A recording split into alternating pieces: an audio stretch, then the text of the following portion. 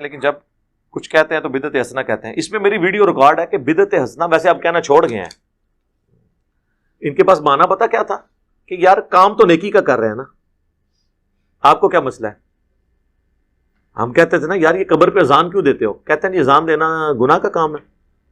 تسی کہنا ہاں یار ان کے جواب دئیے نا, جواب ہم دیتے ہیں آپ کو. ان کو کہ یہ آپ جنازے کی اور عید کی اذان کیوں نہیں دیتے. وہ کہتے ہیں نہیں نبی علیہ السلام نے نہیں دی. تو کیا یہ گناہ کا کام تھا جو اللہ کے نبی نے نہیں کیا؟ کہیں گے نہیں, بس آپ نے تعلیم نہیں فرمایا. تو یہ قبر پہ اذان کہاں تعلیم فرمائی ہے؟ پھر وہ کہیں گے ہیں او کرن گے ہیں ان کو دیو نا اذان,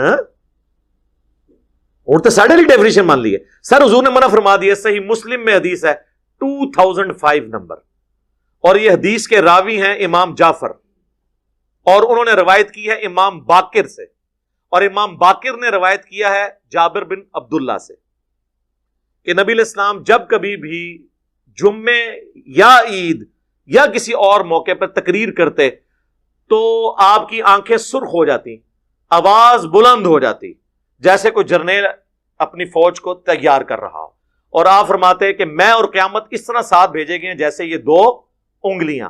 اور پھر آپ کہتے اما بعد فإن خیر الحدیث کتاب اللہ وخیر الہدی ہدی محمد صلی اللہ علیہ وآلہ وسلم وشر الامور محدثاتها وکل محدثۃ بدعہ وکل بدعۃ ضلالہ وکل ضلالۃ فی النار.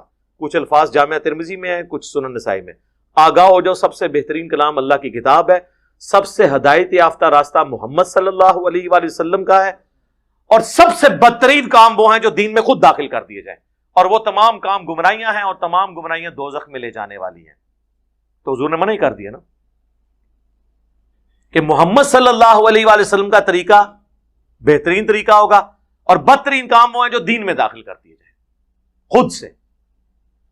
بخاری مسلم دونوں میں حدیث ہے من احدث فی امرنا ھذا فہو رد, جس نے میرے تعلیم کی بھی چیز میں کوئی چیز بدل دی یا اس میں چیز داخل کی وہ مردود ہے. تو فوراً آپ کو مثالیں دیں گے کہ جی یہ جو آپ نے لائٹیں لگائی ہوئی ہیں, ان لائٹوں کا دین سے کیا تعلق ہے میرے بھائی؟ ہوائی جہاز میں حج کرنے کا دین سے کیا تعلق ہے؟ یہ دین کو سپورٹیو کام ہے, ڈائریکٹ دین نہیں ہے. ڈائریکٹ دین اس وقت ہوں گے جب آپ کہیں گے جو ہوائی جہاز پہ جائے گا اس کا حج ہوگا, جو نہیں جائے گا اس کا نہیں ہوگا. آپ بے شک گدھے پہ جائیں, آپ بے شک پیدل جائیں, یہ دین کو سپورٹیو چیز ہے.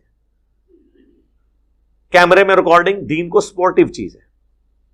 نماز پڑھتے ہوئے کوئی کہتا ہے اوپر اس قالین کے اور سامنے اس اے سی شریف کے, کہتا ہے, اور نیچے سیلنگ شریف کے, اور منہ طرف خانہ کعبہ شریف کے, یہ کو کہتا ہے. تو یہ دین نہیں ہے, دین کو سپورٹیو چیز ہے. تو حضور نے ان چیزوں سے تو منع نہیں کرنا تھا نا. وہ تو قرآن میں آیا کہ اپنے گھوڑے تیار رکھو, سورۃ الانفال میں آیا کہ اپنے گھوڑے تیار رکھو جنگ کے لیے. تو آج کے دور میں جب آپ یہ بات کریں گے تو اس سے مراد یہ ہوگا کہ آپ نے لیٹسٹ اسلحہ تیار رکھنا ہے, یہ تو نہیں گھوڑے تیار رکھنے ہیں. وہ تو جنرل بات ہوتی. تو یہ تمام چیزیں ہیں دین کو سپورٹنگ. اس کے بارے میں الگ حدیث ہے, وہ صحیح مسلم میں ہے کہ جس نے اسلام میں اچھا طریقہ جاری کیا, جتنے لوگ اس پہ عمل کریں گے اس کا ثواب اسے ملے گا, اور جو عمل کر رہے ہوں گے ان کے عمل میں بھی کمی نہیں ہوگی, اور جو اسلام میں برا طریقہ جاری کرے گا اس کا وبال اس پہ ہوگا. اور انہوں نے وہ الفاظ ہیں سنتن حسنتن, بدعت حسنہ نہیں ہے, سنت حسنہ ہے. اور وہ حدیث پوری بیان کریں تو آپ کا مسئلہ بھی حل ہو جائے گا. پوری حدیث یوں ہے کہ نبی علیہ السلام نے کچھ نیو مسلم آئے جن کے چہرے پر بھی غربت کے آثار تھے. نبی علیہ السلام نے مسجد میں ممبر لگوا کے خطبہ دیا. آپ نے پھر قرآن پاک کی مختلف آیات تلاوت کی جن میں صدقہ اور خیرات کی ترغیب دلائی گئی. اینڈ پہ آپ نے کہا کہ اللہ کی راہ میں صدقہ کرو. ایک انصاری اپنے گھر گئے اور وہ اپنے گھر سے کافی سارا سامان ایک تھیلے میں اکٹھا کر کے, اور صحابہ کرام کہتے ہیں کہ وہ بڑی مشکل سے اس کو اٹھا کے لایا, گھسٹتا ہوا لا کے مسجد کے صحن میں رکھا. تو حضور علیہ السلام کا چہرہ مبارک اس طرح چمک اٹھا جس طرح کے سورج اور سونا, کیونکہ اس کی وجہ سے باقیوں کو بھی جیب ڈھیلی کرنے کی ترغیب ملی پھر ایک اٹھا دوسرا اٹھا لا کے مسجد میں ڈھیر لگ گیا, حضور خوش ہو گئے. تو آپ نے فرمایا جس نے اسلام میں اچھا طریقہ جاری کیا, یعنی اچھا طریقہ کس نے؟ اس انصاری صحابی نے جو بارش کا پہلا قطرہ بنا. یہ آدھی حدیث لے کے اچھا طریقہ اور اسے پکڑ کے جو ہے وہ اپنے 12 ربیع الاول کے جلوس, کوئی اپنے 10 محرم کے جلوس, کوئی اپنے 1 محرم کے جلوس حلال کرنے شروع کر دیتا ہے. خدا کے لیے یہ طریقے کی بات.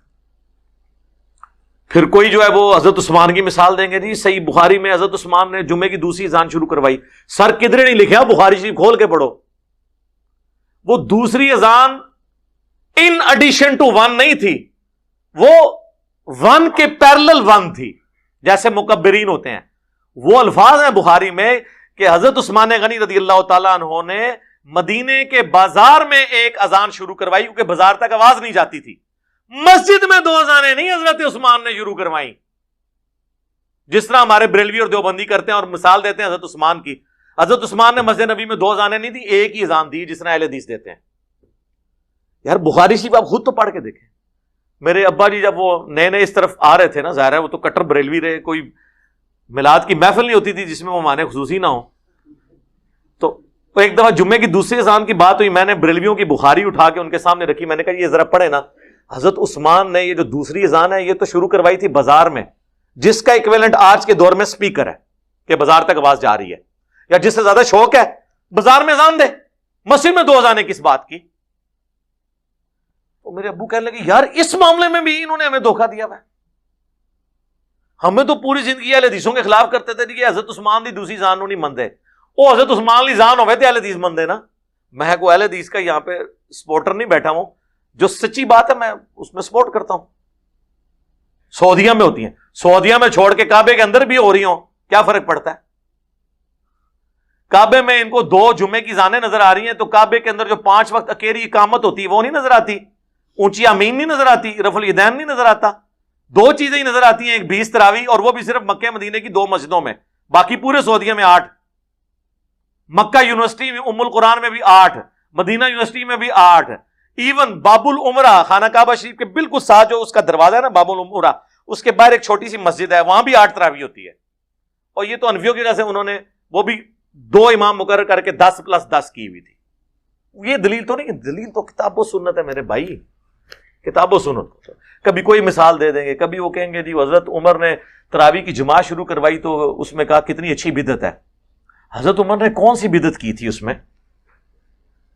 وہ تو بخاری مسلم میں اما عائشہ کا قول موجود ہے سلام اللہ علیہا کہ نبی علیہ السلام کے مبارک زمانے میں نبی علیہ السلام اہتمام 3 دن آپ نے کیا, اس کے بعد جب لوگوں کا رش ہوا تو آپ نہیں نکلے حجرے سے, اور صبح فجر کے وقت نکلے اور فرمایا مجھے خدشہ ہے کہ تم پہ کہیں فرض نہ کر دی جائے, اس لیے میں نے گھر میں پڑھی, تم اپنے گھروں میں ہی نماز ادا کر لیا کرو تراویح کی, تاکہ فرض نہ ہو. اما عائشہ کہتی ہیں حضرت ابوبکر نے بھی یہ کام نہیں کیا, جو مسجد میں پڑھنا چاہتے تھے ٹولیوں کی شکل میں پڑھ لیتے تھے, جو گھر پڑھنا چاہتے تھے پڑھ لیتے تھے. پھر حضرت عمر کے بھی شروع کے سال اسی طرح گزرے. پھر حضرت عمر ایک دن مسجد میں آئے تو دیکھا کوئی ٹولیوں کی شکل میں یہاں جماعت کرا رہا ہے, کوئی یہاں پہ کرا رہا ہے, کوئی وہاں پہ کرا رہا ہے. تو بخاری کے الفاظ ہیں, انہوں نے کہا میں کیا یہ اچھا ہو کہ انہیں ایک امام کے پیچھے جمع کر دوں.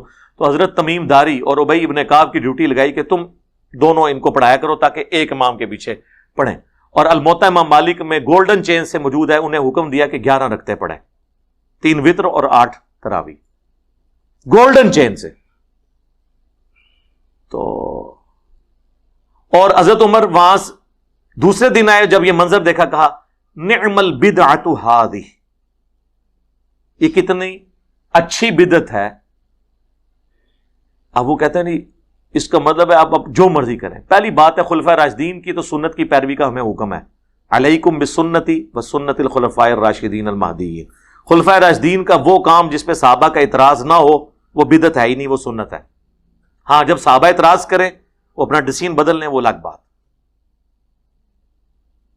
اس سے بابوں کی بدعتیں کہاں سے ثابت ہوئی؟ دوسرا یہ بدعت انہوں نے اصطلاحی معنوں میں نہیں کہا, جو دین کی اصطلاح, یہ لغت کے معنوں میں, سنت کو رینیو کرنے کے معنوں میں. بدعت تو تب ہونا جب نبی علیہ السلام یہ کام نہ کرتے ہوں. حضور نے 3 دن تو تراویح جماعت سے پڑھی نا, تو تراویح جماعت سے پڑھنا کیا ہوا؟ سنت. حضور نے زندگی میں کوئی ایک دفعہ بھی کام کیا اور اس سے منع نہیں فرمایا وہ کوئی شخص روزانہ کرے. کیا حضور علیہ السلام ہر وقت پگڑی باندھتے تھے؟